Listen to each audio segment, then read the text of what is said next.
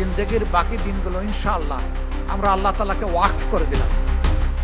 2024 সালের অগস্টে শেখ হাসিনা সরকারের পতনের পর থেকে বাংলাদেশের বৃহত্তম ইসলামীপন্থী রাজনৈতিক দল জামায়াতে ইসলামী দ্রুত প্রভাব বিস্তার করছে।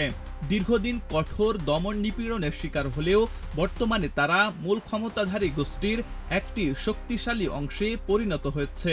সরকারি বিশ্ববিদ্যালয় ও রাষ্ট্রীয় গুরুত্বপূর্ণ প্রতিষ্ঠানে তাদের সদস্যরা নেতৃত্বের জায়গা দখল করেছে।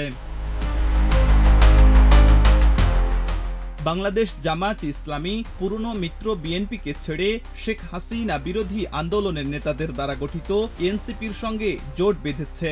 মে মাসে এই জোট আওয়ামী লীগ নিষিদ্ধের দাবি জানায়, যা পরবর্তীতে অন্তর্বর্তী সরকার মেনে নিয়ে আওয়ামী লীগের কার্যক্রম স্থগিত করে। শেখ হাসিনার আমলে যুদ্ধ অপরাধের অভিযোগে দলটির বহু শীর্ষ নেতা মৃত্যুদণ্ডপ্রাপ্ত হন, আবার অনেকেই কারাগারে মৃত্যুবরণ করেন।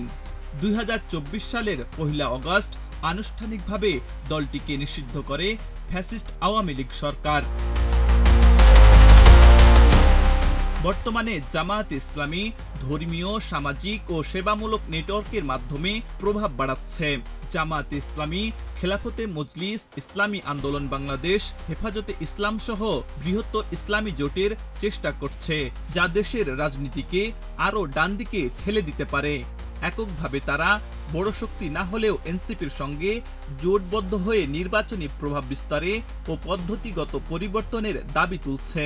তুরস্কের আর্থিক ও কৌশলগত সমর্থন তাদের পুনরুত্থানকে বৈশ্বিক প্রেক্ষাপটেও গুরুত্বপূর্ণ করে তুলেছে। আব্দুল হাকিম, প্রজন্ম 24।